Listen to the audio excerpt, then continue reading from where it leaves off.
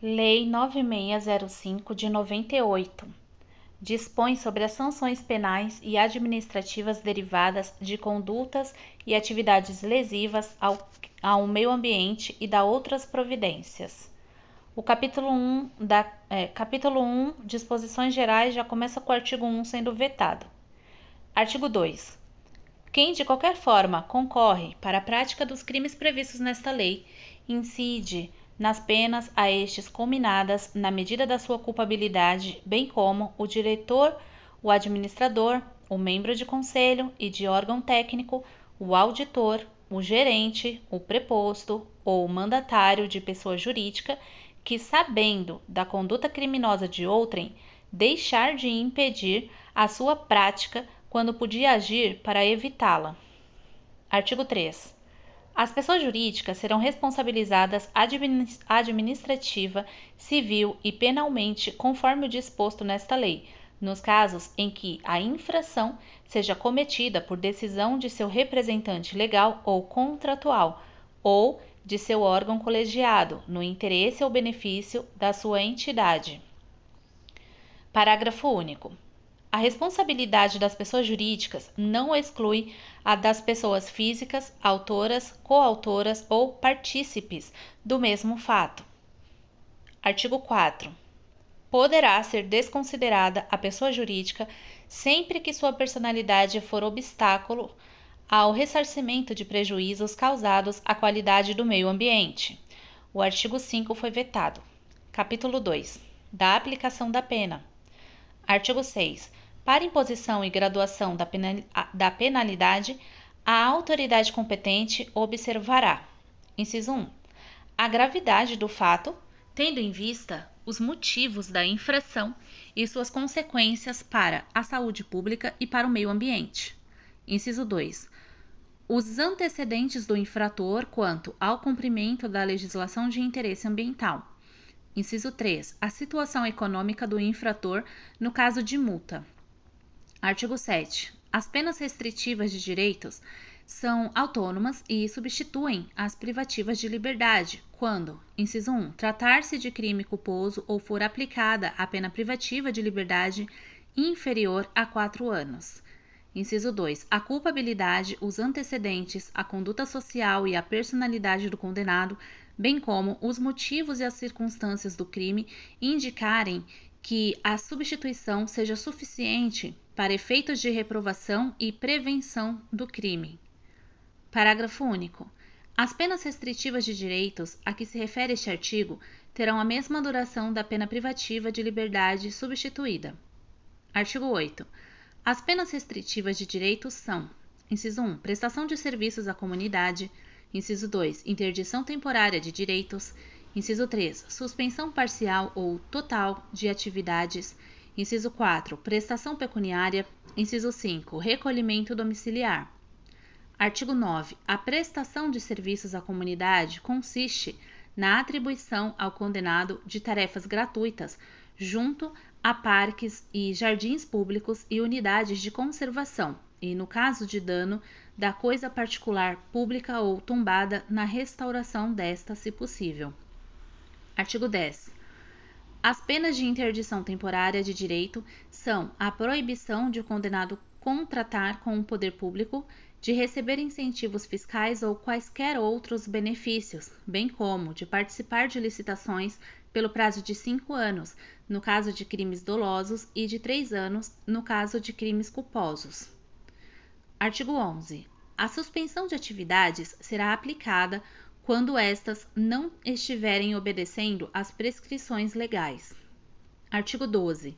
A prestação pecuniária consiste no pagamento em dinheiro à vítima ou à entidade pública ou privada com fim social de importância fixada pelo juiz, não inferior a 1 salário mínimo, nem superior a 360 salários mínimos.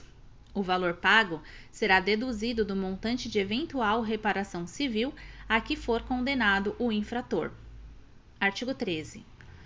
O recolhimento domiciliar baseia-se na autodisciplina e senso de responsabilidade do condenado, que deverá, sem vigilância, trabalhar frequentar curso ou exercer atividade autorizada, permanecendo recolhido nos dias e horários de folga em residência ou em qualquer local destinado à sua moradia habitual, conforme estabelecido na sentença condenatória.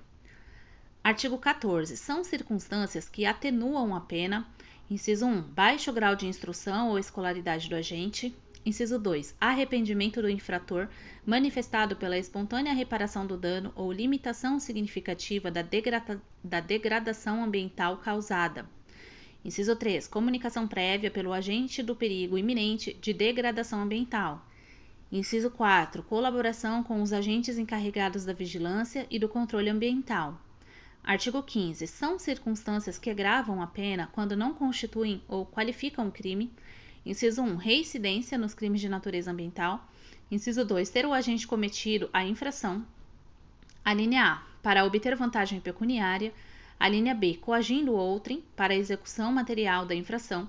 A linha C. Afetando ou expondo a perigo de maneira grave a saúde pública ou o meio ambiente. A linha D. Concorrendo para danos à propriedade alheia. A linha E, atingindo áreas de unidades de conservação ou áreas sujeitas, por ato do poder público, a regime especial de uso. A linha F, atingindo áreas urbanas ou quaisquer assentamentos humanos. A linha G, em período de defeso, a fauna. A linha H, em domingos ou feriados. A linha I, à noite. A linha J, em épocas de seca ou inundações. A linha L, no interior do espaço territorial especialmente protegido.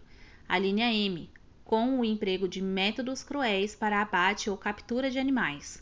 A linha N, mediante fraude ou abuso de confiança. A linha O, mediante abuso do direito de licença, permissão ou autorização ambiental.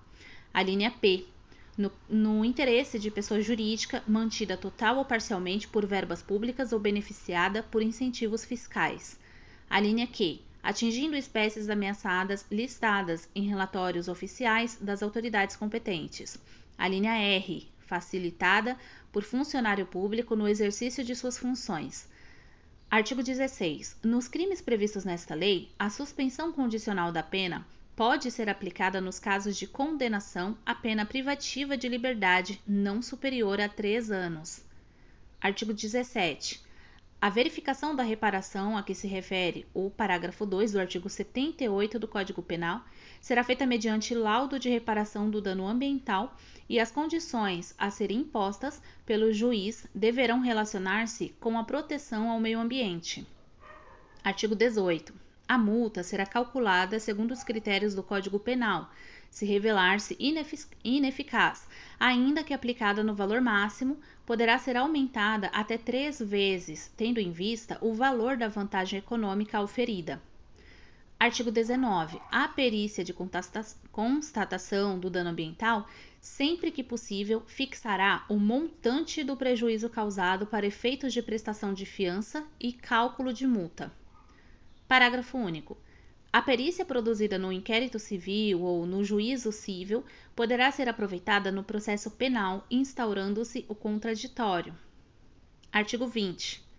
A sentença penal condenatória, sempre que possível, fixará o valor mínimo para a reparação dos danos causados pela infração, considerando os prejuízos sofridos pelo ofendido ou pelo meio ambiente.